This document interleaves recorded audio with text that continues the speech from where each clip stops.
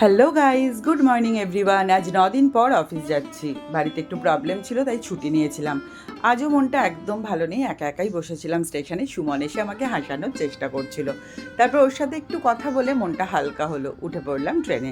আজ কিন্তু ট্রেনে ছিল প্রচণ্ড গরম। এই হাঁসফাঁসানি গরমের মধ্যে এসে পৌঁছালাম বর্ধমানে। বর্ধমানে পৌঁছে আজকে আমি কিনলাম দুটো ঠান্ডা ঠান্ডা ওআরএস।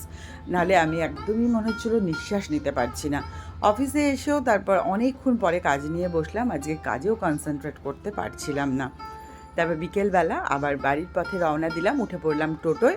দেখি রাস্তায় ইলশে গুঁড়ি বৃষ্টি হচ্ছে। মনটা খুব ভালো লাগছিল যে আজ মনে হয় পুরো যাত্রাপথে অনেক বৃষ্টি পাবো, ওয়েদার ঠান্ডা হয়ে যাবে আর সবাই একটু স্বস্তির নিঃশ্বাস নিতে পারবে। কিচ্ছু হলো না। পুরো রাস্তা মানে এখনও পর্যন্ত আমি চলে এসেছি প্রায় 1 ঘন্টার কাছাকাছি, কোনো বৃষ্টির নামগন্ধ নেই।